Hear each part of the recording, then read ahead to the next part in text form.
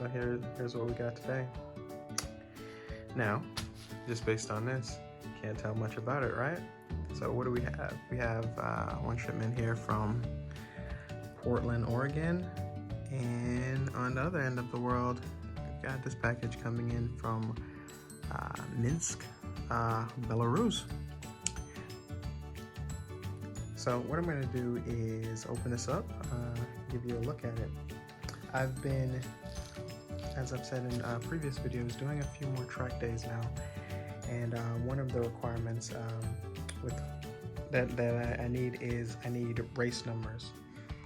Now obviously I could do this through using tape, but you know, if I'm going to be out there anyway, figure it could look nice. So aesthetically, that's what this is about. Let's start with this. So this is exactly as it comes packaged. Gotta be careful though, because it's, you know, it's just basically the bubble wrap and then right to it. So the requirements, I'll give you an example. Speed Ventures, I have a track day coming up. What they require are your numbers be at least 8 inches high, and they let you choose your numbers too. What I have here are the numbers, and this is something to put it on. Let's open it up. Okay.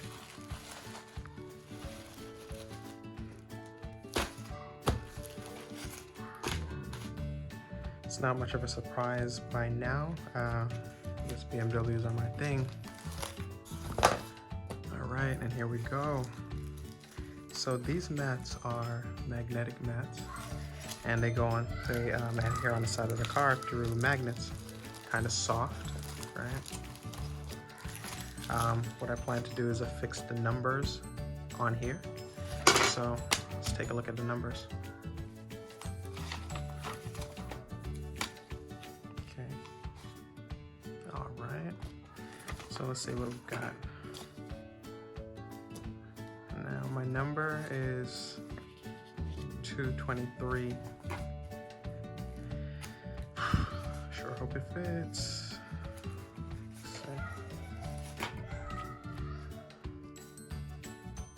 Looks like just fits. I might have to cut a little bit, right? You know, cut a little off here, cut a little off there, so that it fits, and just work out the spacing. But you know, this could work. I really hope it does. Pretty excited about it. Now there are 2 of these mats, and I have 2 sets of numbers, right? 223 twice. So I'm gonna lay out both of the mats, lay out the numbers, see how it goes, and start working on spacing. So this is where the mat is from. It's from Highway. You know, actually, I'm not even gonna say that word before I get banned or something. But anyway, this is where it's from. They come in pairs. It looks like it could be as low as 36 bucks. The one I got was the 15 inch by 16 inch, so that was a little bit more.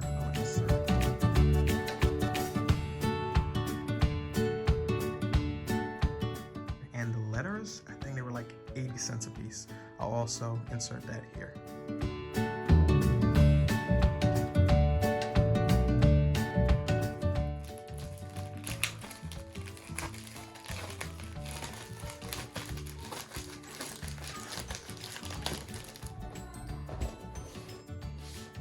Yeah, buddy. Okay, so here we go. You know, with both of them laid out, they're I think it's gonna come out pretty good. So you have one on either side. These are magnetic to adhere to the car, right? And the numbers, just use, I don't know, like a regular glue type adhesive to stick onto the mat itself. And one on either side. What I'm going to do now is I'm going to try to set it up, get these within the borders. You can see the black border here. I think it'll look really nice too, because my car is white, so I think it'll look nice. And more than that, you know, it has the insignia and everything. Things are spelled correctly. You never know, sometimes things don't always turn out well, but I think this will. Okay, so the way it works is first you peel off, it's basically the side doesn't right here, right? You peel off the side, right? And when you peel it off, the number itself comes off the paper, the whole thing lifts up. And then do what you can to remove whatever bubbles. I'm sure there's better techniques than this, but you know, it's kind of like putting on like a screen protector. I've never been that good at putting on those, you know, there's only so much you can do with that little squeegee thing. Do the best you can. We use this little stencil thing.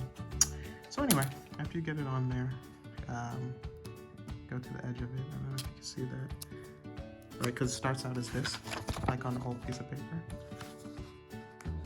Right, you go to the edge, you start peeling, and it leaves the number on.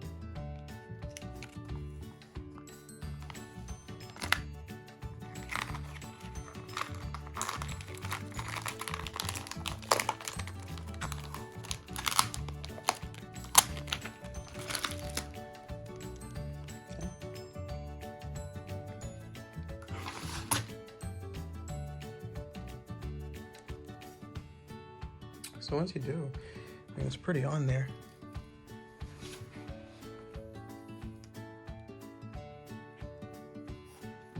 Seems almost seamless. There's some bubbles here and there, but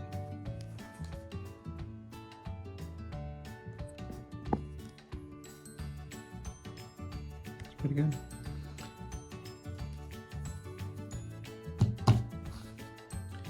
So what I do like about it is, you know, it has a pretty consistent gloss.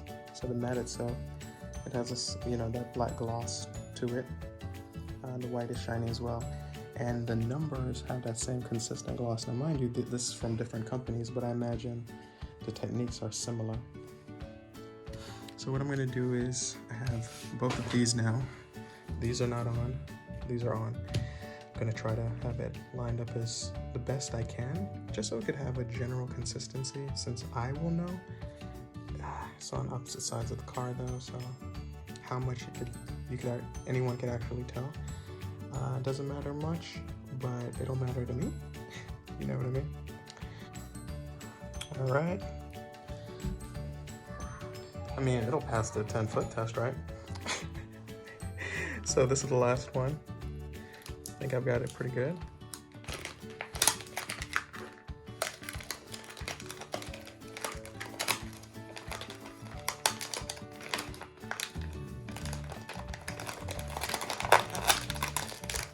I mean, it's on there.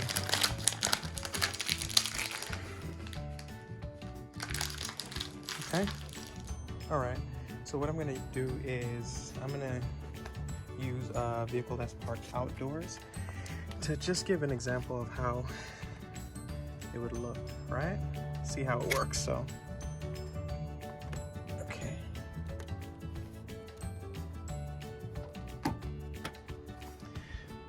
So, you know, if you know, you know. These E30s and cars that went into the 90s as well, they had this rubber piece around it. I believe it was like a federal Department of Transportation thing. So, you know, of course it's not gonna stick here, but a more modern car, it would. So it goes right on. I could see these staying on at speed. As an example, here's a vehicle where it's all metal. And what something like that might look like. Okay, there you go. Say it looks pretty good. All right, so here's the thing, right? I showed you what it would look like on another car.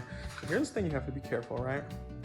You know, when you play Gran Turismo, right? One of the places they like having the numbers, I think it's like right here on the car, right?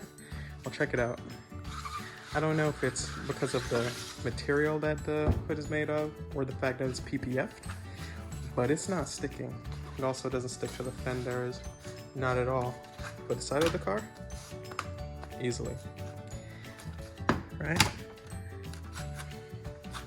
There we go. So just something to think about. It looks good on the white. Looks good on black. And I think it looks pretty darn good on the gray. So here it is, right? I think it goes on pretty good. Now notice there are different curves to the car, right? Ooh la la. But anyway, it does a nice job. It does a nice job laying down. The thing is though, during shipping, you notice some edges got bent a little bit. Now, this is not important to me from an aesthetic standpoint, but I do think, you know, at speed, air could get under here and I'd be concerned that it would lift it off. So what I'm gonna do is I'm gonna look into what I could do to flatten it out, keep them flat, and you know, make sure that doesn't end up being an issue.